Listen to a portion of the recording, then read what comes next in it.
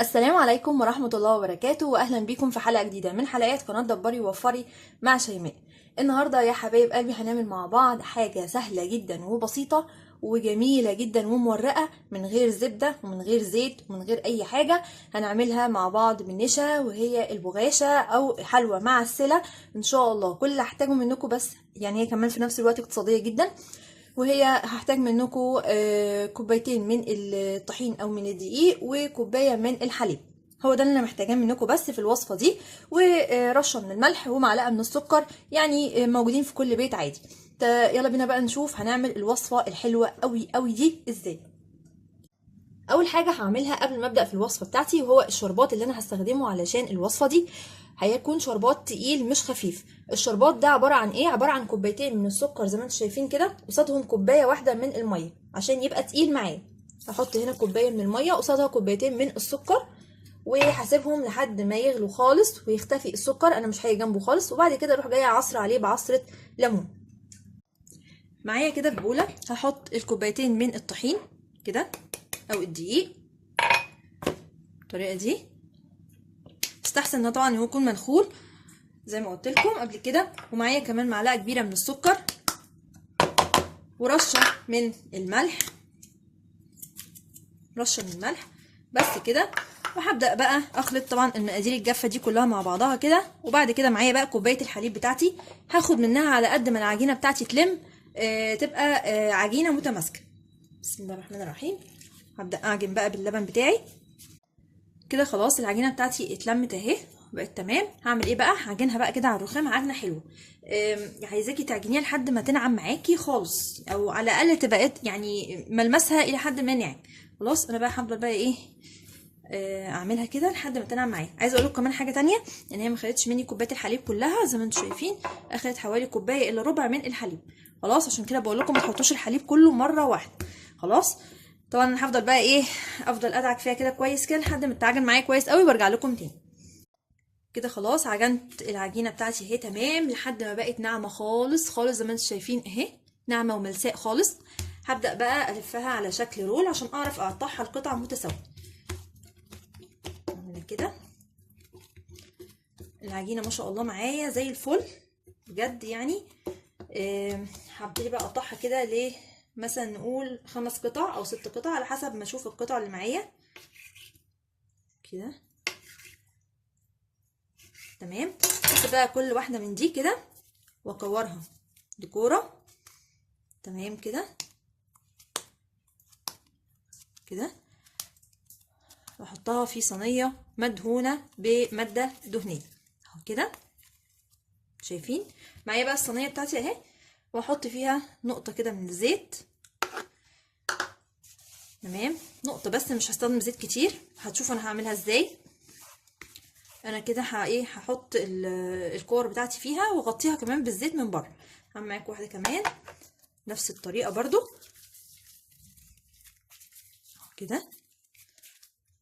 تمام،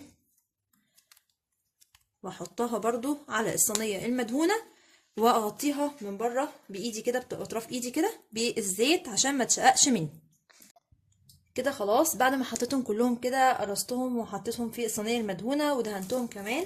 هعمل ايه بقى؟ هغطيهم كده واسيبهم يستريحوا. معايا هنا بلاستيك رول كده، هغطيهم واسيبهم يستريحوا لمده حوالي ربع ساعه او نص ساعه على حسب يعني. ويستحسن انت تقعديهم ساعه، يعني لو عندك وقت تسيبيهم شويه. خلاص انا هسيبهم بقى شويه كده زي ما قلت لكم، حوالي نص ساعه ولا حاجه، وارجع لهم تاني نشتغل بقى فيهم. بعد ما العجينه بتاعتي استريحت خلاص هنبتدي بقى نشتغل فيها. بسم الله الرحمن الرحيم. هنجيب العجينه اهي. اول حاجه بس انا معايا هنا نشا، هو ده اللي انا هورق بيه العجين. انا مش هستخدم زيت ولا زبده ولا اي حاجه.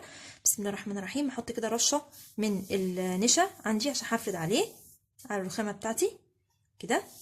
ما تكتريش برضو عشان ما ايه، ما يكلكعش معاكي. وادي واحده من الفطاير اللي احنا عملناها مع بعض، برضو رشه كده من فوق من نشا. ومعايا النشابه بقى بتاعتي، وهبدا افردها على شكل مستطيل. بعد ما فردتها خلاص بشكل مستطيل كده زي ما انتم شايفين يا حبايبي، هجيب بقى هنا رشه من النشا فوق الوش كده، وابدا اغلف الوش كله بالنشا بالطريقه دي. واروح جايه بقى عاملاها زي ايه، زي ظرف كده، اتني كده. تمام اهو. وهتني برضو هنا ظرف، وبعد كده اروح جايبه هنا رشه برضو كده بالطريقه دي هنا من النشا. كل حاجه بتتنيها كل تانية بتتنيها تحطيها ايه نشا، واجي هنا اقفلها كده، وبرضو هنا هقفلها كده واسيبها تستريح شويه لان لسه هفردها تاني. بعد ما خلاص خلصتهم كلهم بالشكل ده، هجيب بقى اللي هم استريحوا اللي في الاول خالص ومعايا النشابه بتاعتي، وهبدا افرد برضو تاني بالنشابه كده، احاول اخليهم سمكهم رفيع زي ما انتم شايفين كده بالراحه كده. برضو ابداي اضغطي عليهم عشان تبقى ايه رفيعه ومورقه في نفس الوقت كده. خلاص كده انا وصلت اللي انا عايزاه تمام كده، سمكها حلو قوي معايا. هبدا بقى معايا السكينه بتاعتي وهبدا اقطعها لصوابع قد بعضها كده تقريبا، يعني بالطريقه دي اهو. ويبقى بقى معاكي بوله فيها شويه ميه كده. ليه بقى؟ هقولك ليه. علشان الحتت اللي بتبقى مفتوحه من تحت دي شايفينها دي مش عايزاها تبقى مفتوحه كده. الميه بقى معايا في ايدي كده، وببدا بصبعي اقابل الحتت اللي هي المفتحه دي عشان تلزق وما تفتحش معايا في الزيت ويبقى شكلها وحش. لازم تلزقيها كده بالطريقه دي بالميه. خلاص هوريكم كمان واحده هعملها ازاي. شوف دي بقى على جنب كده، شوف دي بصوا دي حرفها اهو، بصوا مفتوح، فلازم الجزء ده يتقفل اهو بميه عشان ما تتفتحش مني. تمام هعمل بقى كله بالطريقه دي وارجع لكم تاني. معايا بقى الزيت بتاعي سخن زي ما انتم شايفين يا حبايبي، وهنزل بقى فيه بالشرايح اللي احنا قطعناها دي من البغاشه. هتشوفوا دلوقتي هتبقى عامله ازاي، بسم الله ما شاء الله عليها. شايفين بقى الجمال؟ هنشوفها بقى كده هتتفتح كلها دلوقتي اهو. طبعا خلي بالكم انها بتاخد لون بسرعه، متقلقيش بقى من كميه النشا اللي انت حطاها دي خالص لانها مش هتبان بعد كده نهائي، هي مجرد بس حاجه تورق لي العجين مش اكتر يعني.